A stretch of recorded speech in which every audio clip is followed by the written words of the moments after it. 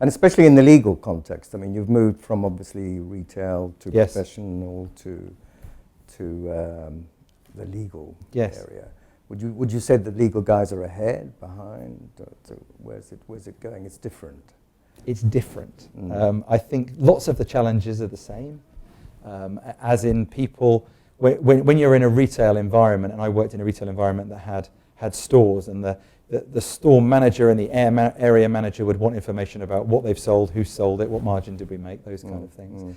In the business that I'm in now, people probably want less of that sort of management information, and they're searching more for information about skill sets, information that helps support the work that they're doing. So it's a more business driven type of search. So is this the old knowledge management, knowledge sharing? Some of it's knowledge management, but other bits are how do you take that knowledge and cross-refer it to things that are topical, for example. You know, if a news story is pertinent today, is there a way of us being able to reference things that we have done before that would help support a client relating to that news story? So that sort of combines the new world with the old world. It's not just about so something like GDPR, is this a help or a hindrance or a call to arms?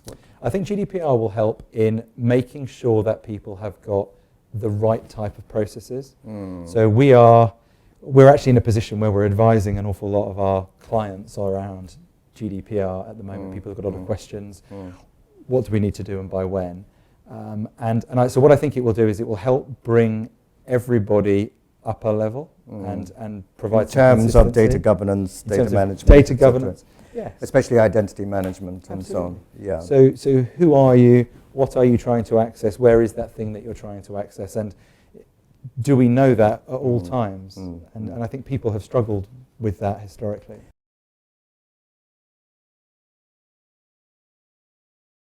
I liked your allusion to information, because if one looks at the role, Chief Information Officer, it really is about information and data, isn't it? It is. It's about the governance and the strategy. Absolutely. Of how you manage that. That's the asset in the organisation. Completely, and it's of huge value to our organisation, the information that we hold. And I feel hugely privileged to be the person responsible for making sure that we look after it in the right way, but we also use it to our advantage, make it available to people. Sure. And I always end up with this in people's personal lives.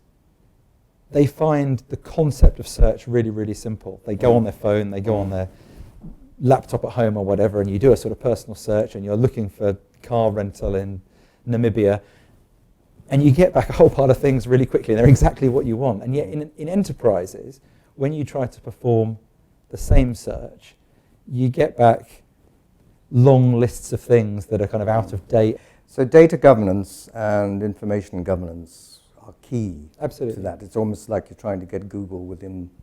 Yeah, but we have to. But exactly. But we're then wrapped as well with the security thing, because certainly in the business that we are in today, we need to make sure that only certain people have access to certain data at certain times.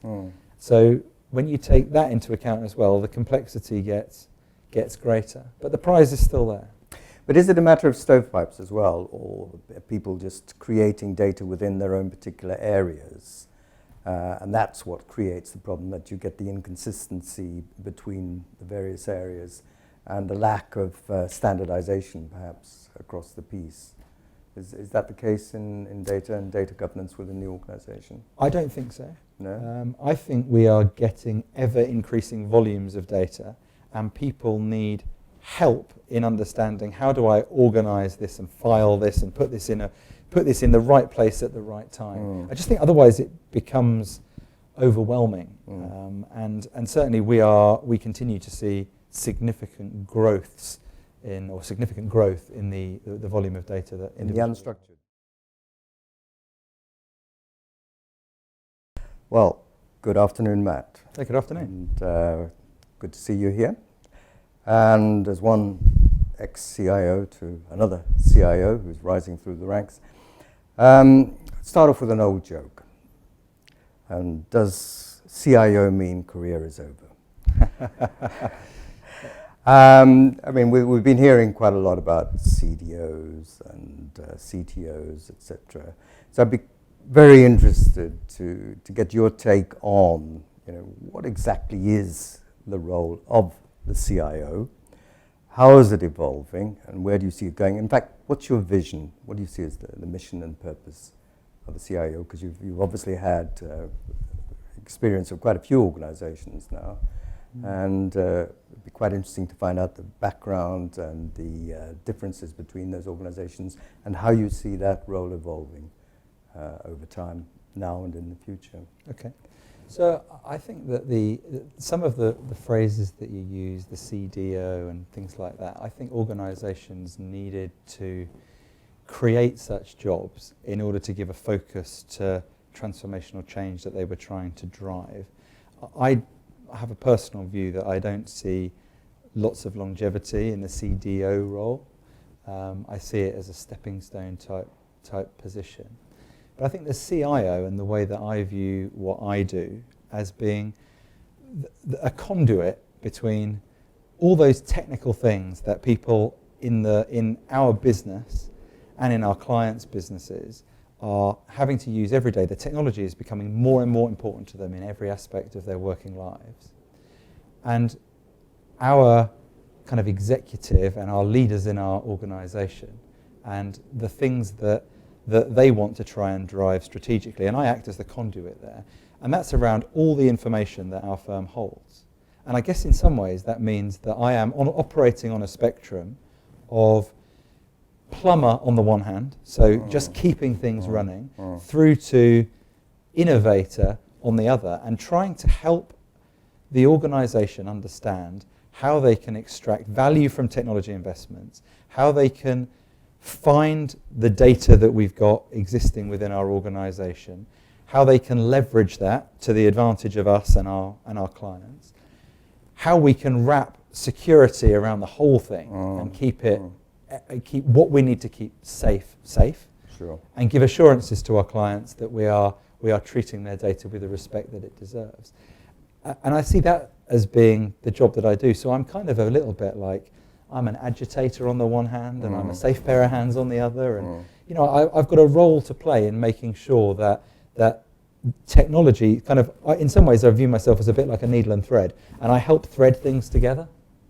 And more recently... That's a nice analogy, yes. Yeah, more recently I see myself as somebody who is actually a real advocate for business change and is the conscience in the room around making sure that we apply the right amount of investment to the business change and changes in processes that are required. From a technology perspective, there are very few questions that we can ask where you say, can technology do this? The answer these days is nearly always yes, and then there's a but that comes, and there's a price, there's a risk, there's a whatever consequence. But actually the bigger challenge is coming in all the things that people want to do. How do you change the way that you work? And I look at, for example, at things like volumes of email. So one of the most common questions I get asked by the stakeholders in our business today is, how can you, pointing at me, reduce the volume of emails that I get? To which the answer is, well, actually, I can give you all sorts of wonderful tools that will help you filter and create rules and other things. But actually, culturally, I cannot change alone the fact that we live in a business which thrives on email. And some people find those email volumes they get still very overwhelming.